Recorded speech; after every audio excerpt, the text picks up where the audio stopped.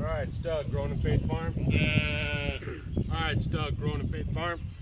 I told you in the other video that we put the other boxes, brood boxes on, but I didn't put one on this one because they hadn't really built up the first box quite enough yet. So what I'm doing today is we're going to check inside and we're going to see if they're getting a little more busy in here. So we'll go ahead and crack open this feeder box. A lot of bees coming out. Much more activity than we had before, so that's a good thing. They're all over the whole box now. So that's what you want, because you want enough bees to be able to protect the box. So I'll take this box here, set it right on top. And then what they'll start to do is get inside of this box, clean out anything that was inside of here that they don't like. And then I'll put this box back on top. And then we'll give them some sugar water. Now we've had a lot of rain lately. And you might think, man, why are you going to feed them sugar water? And the reason is because when it rains, it washes all the pollen off of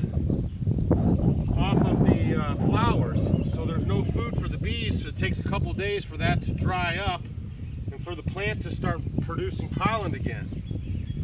So what we have to do is kind of help them along, give them a little bit of sugar water, and then that'll keep them going until it can dry up. Now we got more rain forecasted for the next several days.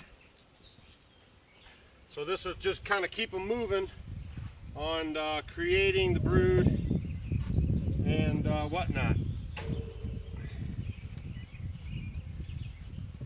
And they will get inside that top box and they will start to clean everything that was left over from the last hive and get it all cleaned out the way they like it. And again, I've taped the front hole here so they won't have to worry that much about defending this box on top. They're all at the bottom there. Nothing goes in and out unless they say so.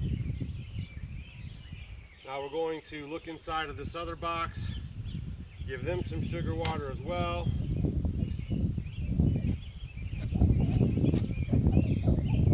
Everyone needs a little sugar water. They've been drinking it because it's been raining so much.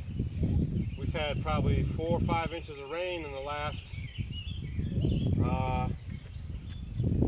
week. That's why we haven't really been posting videos. I've been working on some other stuff.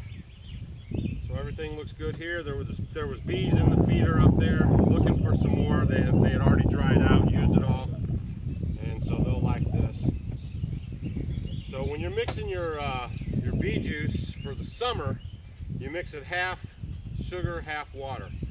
When you go into the winter, it's a different mixture because the bees cannot dry it out as fast because they're going into their hibernation stage. So they're going to be a little slower so they can't flap their wings and evaporate the moisture out of it.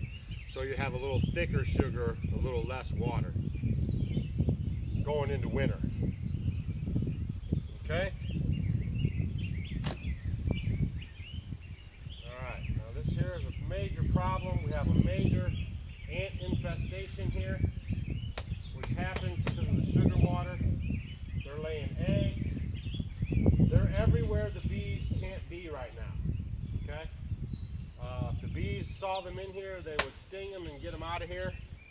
So this is a problem that we have right now that I'm going to have to rectify. A lot of bee larvae here. The ants are actually eating into the styrofoam. They are causing a great big mess inside of here. So we're going to take this feeder off, and I think I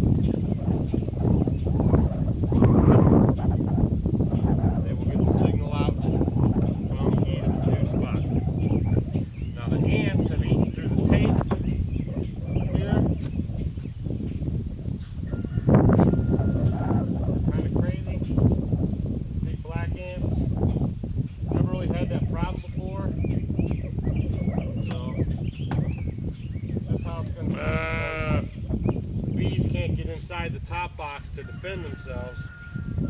So the ants kind of have the run of the top of the box. The bees are only interested in getting in the bottom. Alright, so now we have all 3 boxes on, and we're still feeding the sugar water because we're having a lot of rain. And what our main objective is building up the bottom of the hive with the brood so they can make more worker bees, so they can go out and collect the pollen and bring it back to turn it into honey. Okay? And then I'll check on these in about another week, and we'll probably start adding the supers to each one of these boxes. And each super, that's where you get your honey from. You never want to take out of the hive body the first 2 boxes because that's their winter store. That's what they're going to be eating during the winter when they can't go out and fly. They only fly when it's about 50 something, 55, 56 degrees sunny. Anything lower than that, they're going to stay inside, and they'll end up eating the comb, the honey, and everything inside to stay warm and not to have to venture outside the box. Okay? So everything looks good here except for the ants that we had going on, but I think that situation's corrected. I'm going to leave that box over there so the ants think they're cool to go there, and we'll see if the bees can't keep them out of this box this time. If I find that it's still a problem, I'll have to maybe put out some ant bait.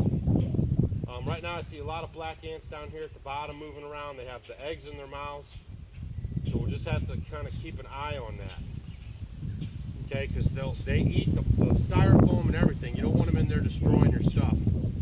So we're going to have to keep an eye on that. And we're going to probably have to set out some DE around the bottom of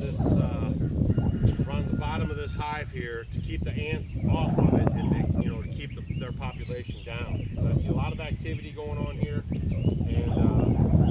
we don't want to keep having this problem. But once I take the sugar water feeders off, probably in about another week or so, the ants won't have anything going on because there won't be any food for them. The bees will not let them inside the house, so that won't be a problem then. Okay, so now we'll move on to the next project today and see what's going on.